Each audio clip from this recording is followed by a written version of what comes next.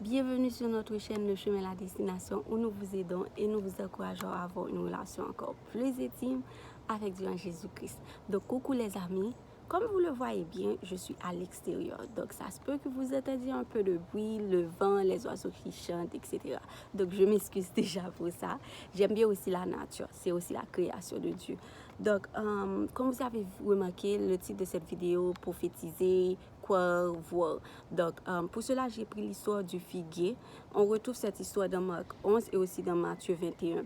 Mais c'est différent de Marc 11 et de Matthieu 21. Parce que dans Matthieu 21, on nous dit que dès que Jésus a prophétisé par rapport au figuier, au même instant, le figuier a séché. Mais c'est différent de Marc 11 et c'est pour ça qu'on va lire avec moi Marc 11. On va lire à partir du chapitre 12 et 12 à 14. Ensuite, on va prendre chapitre 19 et 20 ou plus. Le lendemain, chapitre 12. Le lendemain, après qu'ils eurent sorti de Béthanie, Jésus eut faim. Apercevant de loin un figuier qui avait des feuilles, il alla voir s'il y trouverait quelque chose. Et s'en était approché, il ne trouva que des feuilles, car ce n'était pas la saison des figues.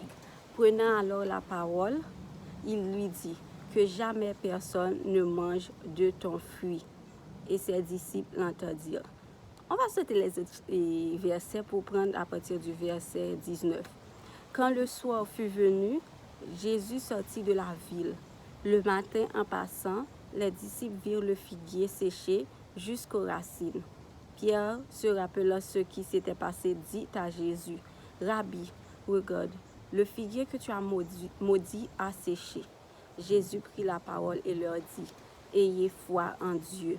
Je vous le dis en vérité, si quelqu'un dit à cette montagne, ôte-toi de là et jette-toi dans la mer, et s'il ne doute point en son cœur, mais croit que ce qu'il dit arrive, il le verra s'accomplir. C'est pourquoi je vous dis, tout ce que vous demanderez en priant, croyez que vous l'avez reçu et vous le verrez s'accomplir. »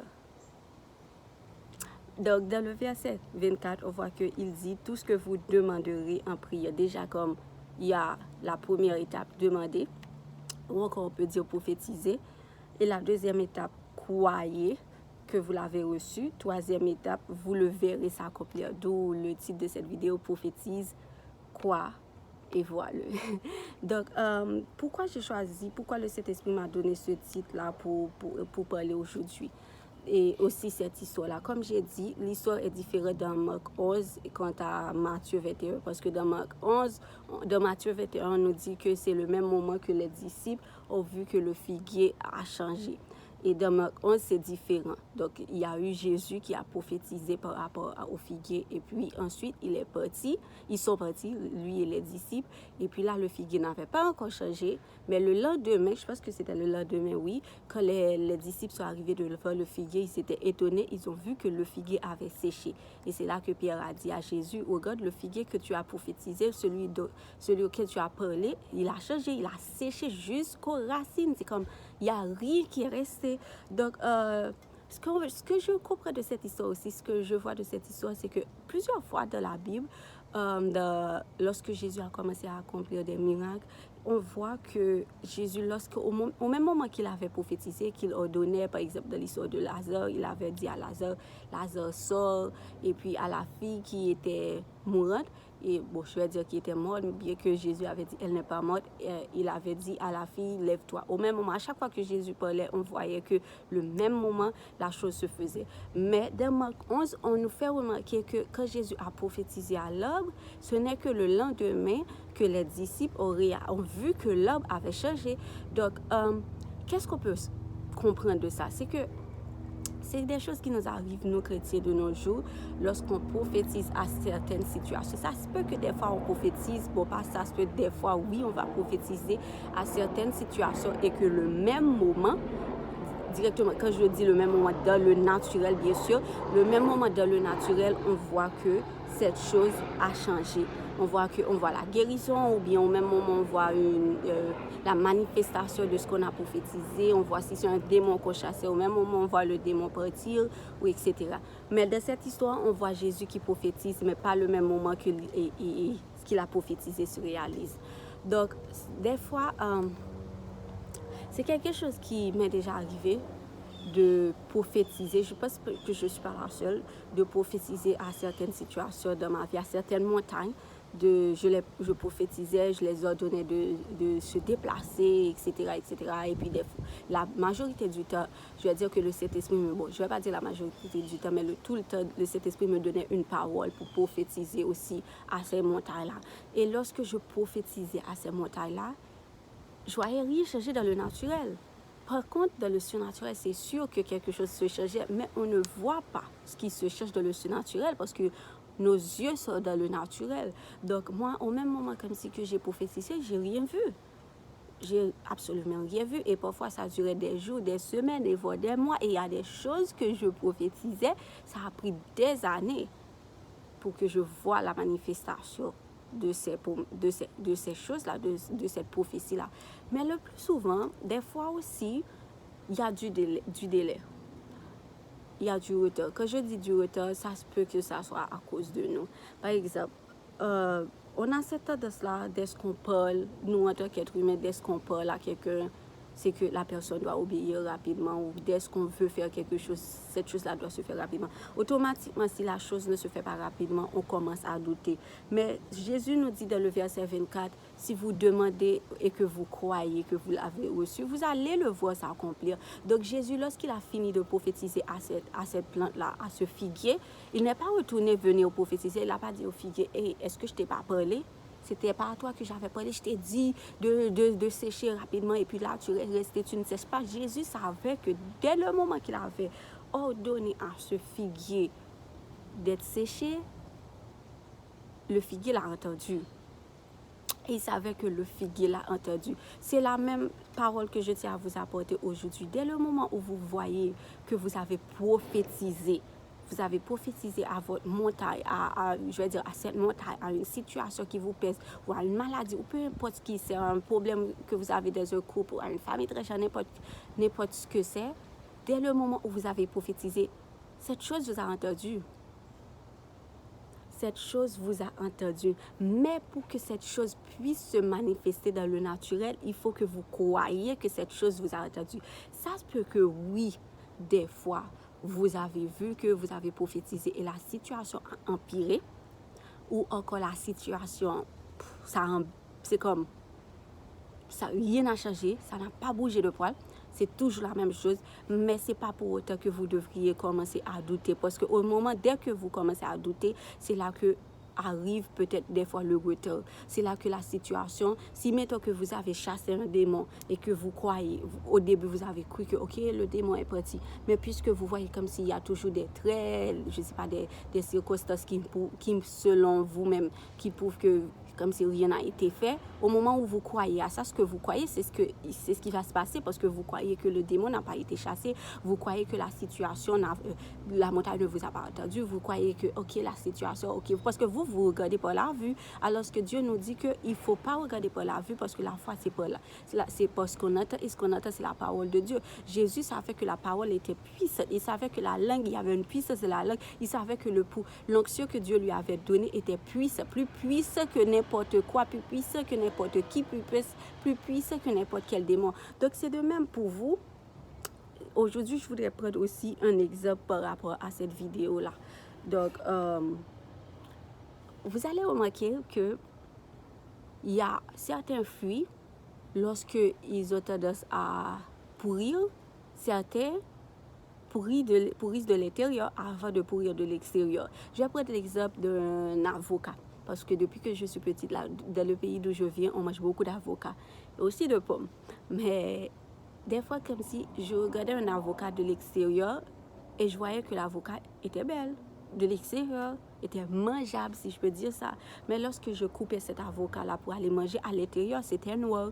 À l'intérieur, c'était pourri. Pourtant, quand je regardais de l'extérieur, je voyais que l'avocat, pour moi-même, l'avocat n'était pas pourri. Pour moi-même, l'avocat était toujours bon. C'est de même par rapport lorsque vous prophétisez. Lorsque Jésus a prophétisé à ce figuier-là, au même moment, à l'intérieur du figuier, il y avait quelque chose qui se passait.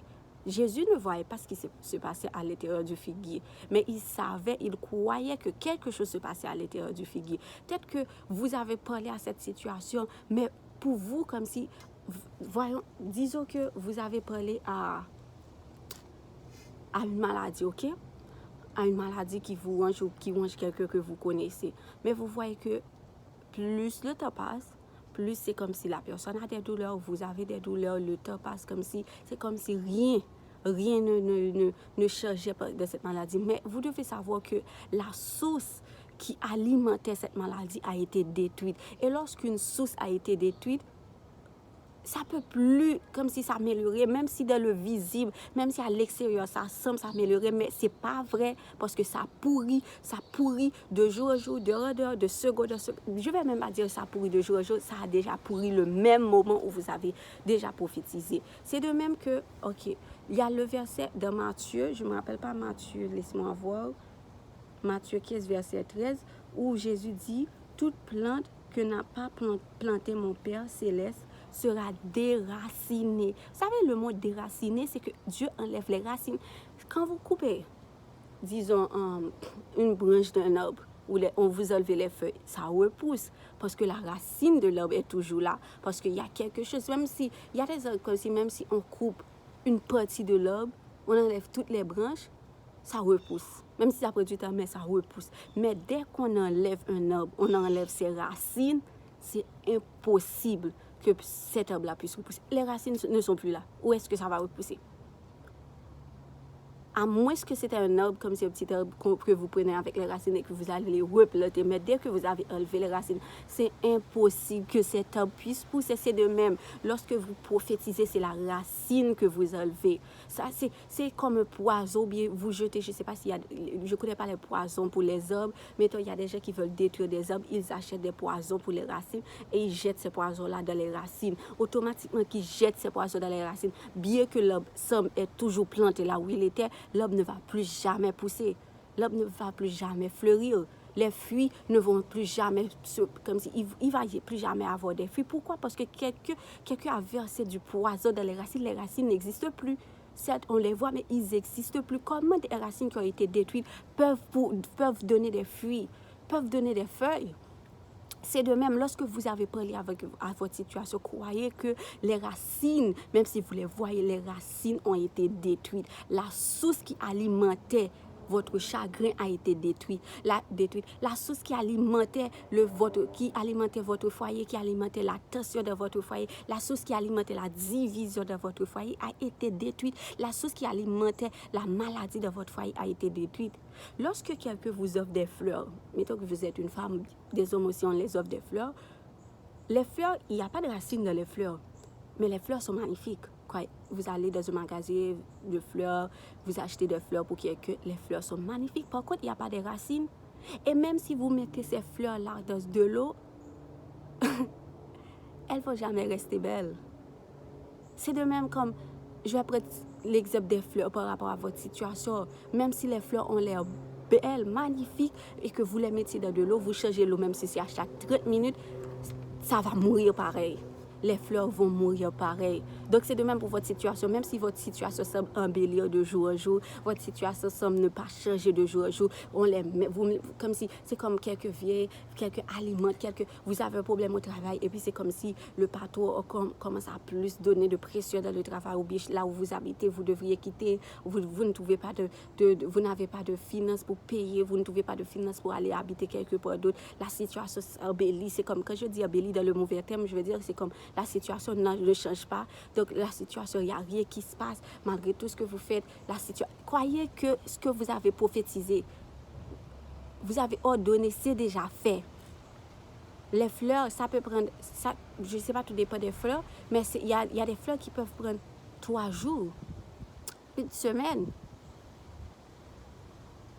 pour ne plus embellir, peu importe de quelle eau vous mettez, je ne sais pas à quel point vous voulez purifier cette eau-là. Dès qu'une fleur, vous le coupez de ses racines, vous le mettez dans une vase, cette fleur meurt. Mais cette fleur a l'air belle, mais elle est morte. Elle est très belle, mais elle est morte. C'est de même pour votre situation. Elle a l'air inchangeable. Elle ne change pas vous voyez pas, elle ne change pas encore, je veux dire, dans le visible, mais elle est morte. Votre situation qui vous faisait du mal, la situation qui vous faisait du mal, elle est morte. Elle n'existe plus. C'est pour ça que lorsque vous avez fini de prophétiser, croyez que la situation est morte. Il n'y a plus de racines. Dieu a enlevé les racines. Il n'y a plus de racines. Il n'y a rien qui... Même si vous voyez la situation, c'est comme elle... Plus la situation devient difficile et impossible, plus elle est proche de mourir. Croyez-moi. Plus elle devient impossible et difficile, plus la fin est proche. Il y avait ce livre de Joel Osteen, je ne sais pas comment on dit son nom.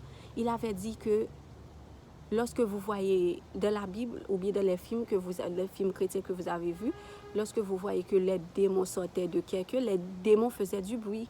Et si vous avez déjà regardé des films de possession où les gens enlèvent les démons, vous allez toujours voir, c'est vrai que lorsque les démons sortent, même dans la Bible on le dit, les démons crient. Donc il disait que, dans le livre, il disait que lorsque vous voyez la situation simplifiée, que Satan fait comme si Satan vous dit ok, ça va pas changer, c'est parce que Satan est en train de sortir. Donc même lorsque le démon sort de cette situation que vous avez de votre couple, de votre corps, etc., il fait du bruit, et ce bruit là peut sembler comme si le bruit, si vous n'avez pas la foi ou bien vous ne connaissez pas Dieu, vous allez comprendre, vous allez penser que le bruit, c'est une façon de vous faire peur. Pourtant, le bruit, c'est parce qu'il sort, il a été détruit. C'est parce qu'il n'a plus de pouvoir. Donc, ce n'est pas parce que votre situation fait plus de bruit, que votre situation s'amplifie, que le démon, la source, n'avait pas entendu que la source est toujours là. La source n'est plus là. Tout comme les fleurs qui sont dans l'eau, il n'y a plus de racines. Il n'y a plus de racines. Vous avez remarqué qu'il n'y a plus de racines dans les fleurs. Mais malgré ça, vous voyez que les fleurs embellissent. Vous voyez que les fleurs... Parfois, comme si... c'est étrange, c'est que ça m'est déjà arrivé d'acheter les fleurs. Et puis, lorsque je les ai achetées, elles avaient l'air moins belles. Quand je les ai mises dans de l'eau, elles ont l'air plus magnifiques. Pourtant, elles n'ont même pas de racines. C'est comme si elles embellissaient. Mais elles n'ont même pas de racines. Et au bout du temps, elles sont finies par pourrir. C'est de même que votre situation. C'est pas parce que ça a grandi que la prophétie n'a pas marché. Ça a eu lieu. Et dès que vous vous mettez... Tout est une question de mindset aussi. Dès que vous vous mettez en tête que, ok, la situation vous a entendu, vous croyez à ça, vous ne croyez pas aux circonstances, vous ne croyez pas à ce que vous vivez, automatiquement, vous allez voir ce que vous avez prophétisé, vous allez voir, la montagne va se déplacer comme Jésus a dit. Vous croyez que vous l'avez reçu et vous le verrez s'accomplir au toit de la montagne. La montagne va s'enlever parce que vous savez que vous avez parlé. Vous devez croire en votre bouche.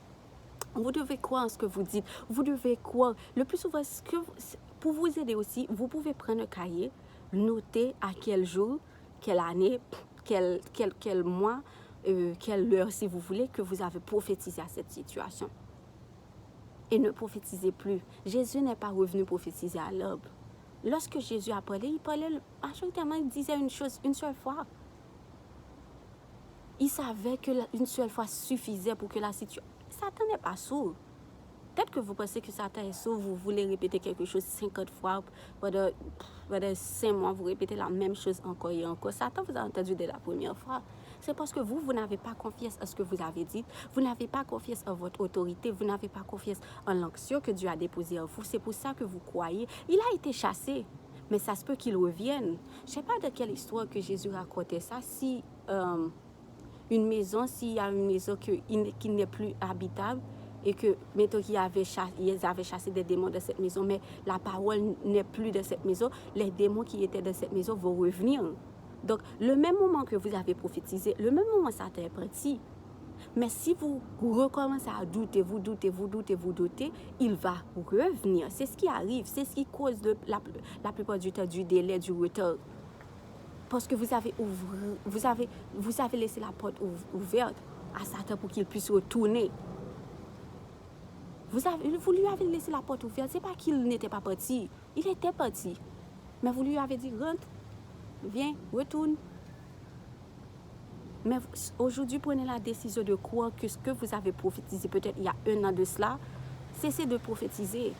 Vous avez parlé à une situation il y a 1 an de cela, même il y a 3 ans de cela. Vous êtes en train de répéter là, reprophétiser à chaque instant. Maintenant, il est temps de croire.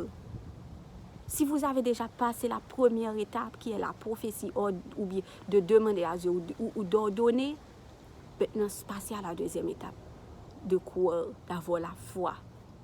Et cette foi-là, vous ne pouvez pas. Non, vous ne pouvez pas avoir cette foi avec les yeux. Non, pas avec les yeux. Vous devez croire avec ce que vous avez entendu, la parole de Dieu, avec ce que Dieu vous a dit. C'est Dieu qui vous a envoyé prophétiser. Pourquoi il vous enverrait prophétiser à quelque chose qui sait qui va pas se déplacer? Non, Dieu sait que vous avez l'autorité, vous a donné l'autorité.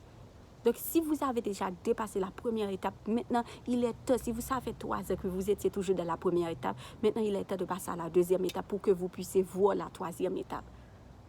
Vous devriez croire que cette source n'est plus là, que cette source a été vécue, que les racines ne sont plus là.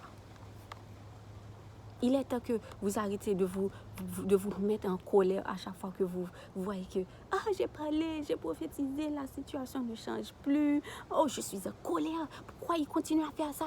Pourquoi il continue à faire ça? Pourquoi j'ai encore mal? Pourquoi non? » Non, ça c'est des signes de doute. Si vous vous trouvez à avoir ce genre de pensée, ce genre de comportement, arrêtez-vous au même moment. Allez louer Dieu. La louange fait agir Dieu. La louange fait fuir les démons. La louange même accélère les miracles. Allez louer. Lorsque vous voyez vous avez des mauvaises pensées, laissez le Saint-Esprit renouveler vos pensées. Lisez la Bible ou allez regarder des films chrétiens ou commencez à louer Dieu. Rendez grâce à Dieu. Oui, rendez grâce à Dieu. Lorsque vous êtes dans la deuxième étape, rendez grâce à Dieu. Ce n'est plus le moment de demander à Dieu, redemander. Rendez grâce à Dieu. Dans la deuxième étape, rendez toujours grâce à Dieu. Jésus a dit, Père, je te rends grâce de m'avoir exaucé avant même d'avoir parlé à Lazare.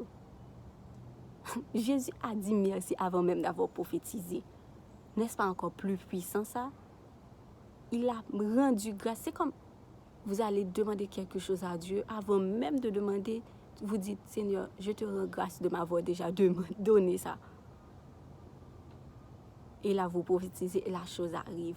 Si Jésus voit des choses arriver rapidement, c'est pas parce que c'est pas parce qu'il est le Fils de Dieu. Nous sommes fils de Dieu. Nous avons reçu l'adoption aussi, grâce à Jésus-Christ. Et Jésus l'a dit lui-même, ce que j'ai fait, vous êtes capable de l'accomplir, vous allez le faire, et plus encore. Là, vous avez une autorité aussi, vous avez une onction aussi. Les gens pensent souvent que, ok, Paul, regarde, il a fait beaucoup, il y a plus de miracles avec Paul, il y a plus de miracles avec Pierre. Les gens l'ont avant, à l'époque de Jésus, il y avait plus de miracles. Maintenant, il y a moins de miracles. C'est pas qu'il y a moins de... Il y a moins de miracles, mais c'est pas à cause de... À l'époque, la main de Dieu était plus puissante. Non. C'est juste que maintenant, les gens regardent plus aux circonstances. Les gens, pendant qu'ils demandent, ils doutent en même temps qu'ils demandent. Non. Des fois, vous prophétisez en même temps vous prophétisez, vous doutez. Si vous doutez, allez chasser ce doute-là avant. Ensuite, vous pourrez venir prophétiser à la situation. Parce que si vous êtes conduit par le doute, vous n'êtes pas conduit par le Saint-Esprit. En tout temps, soyez conduit par le Saint-Esprit. En tout temps, laissez le Saint-Esprit vous guider. Si cette vidéo vous parle, si vous n'avez pas encore prophétisé à une situation, il est temps de prophétiser. Si vous voulez le faire aujourd'hui, faites-le aujourd'hui et faites-le seulement aujourd'hui. S'il y a quelqu'un déjà qui l'a déjà fait, écoute cette vidéo mais ne reprophétise pas encore aujourd'hui. Choisis d'être de la deuxième étape. Choisis de louer Dieu maintenant. Choisis de rendre grâce à Dieu maintenant. Arrête de parler de la situation qui ne change pas. Arrête de parler de ce que tu vois pas encore. Arrête de parler de ce qu'il te fait toujours. Arrête de parler de il n'a pas changé. Arrête de parler de la maladie est toujours là. Tu peux prendre des médicaments si tu as mal, mais crois que tu es déjà guéri. Ça se peut que tu aies mal toujours. Tu peux prendre des médicaments.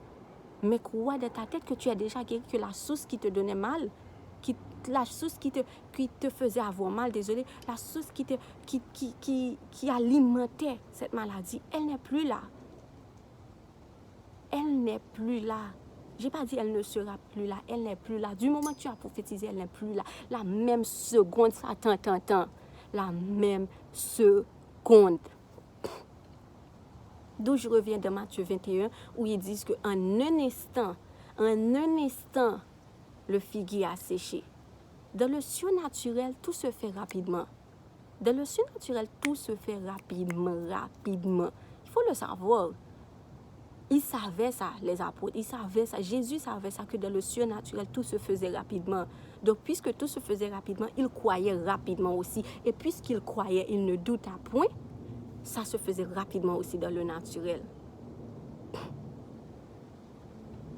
Donc, ce n'est pas parce que les circonstances ont doublé, triplé. S'ils ont doublé, triplé, c'est que c'est une preuve que Satan n'est plus là. C'est une preuve qu'il n'y a plus de racines. C'est une preuve qu'il n'y a plus de source qui alimente cette situation. C'est une preuve que Dieu a déraciné. C'est une preuve que votre miracle est vraiment là dans le naturel. C'est une preuve que vous allez bientôt voir là. Quand je dis bientôt là, je ne parle pas d'années, de mois, mais vous allez bientôt voir la main de Dieu. Encore plus raison de louer Dieu, de rendre grâce à Dieu. Donc choisissez aujourd'hui de croire. Choisissez de prophétiser. Si vous avez déjà prophétisé, choisissez de croire. Et si vous croyez maintenant, voyez. Parce qu'il est l'heure que vous voyez la main de Dieu. Et c'est Dieu qui vous attendait.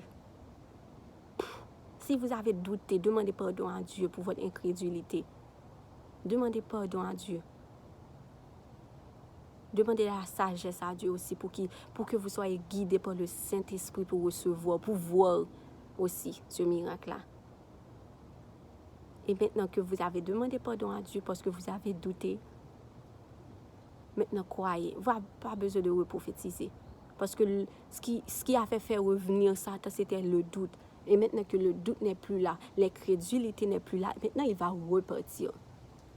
Parce qu'il sait que là, il y a la foi, là, il y a la louange, là, il y a l'action de grâce.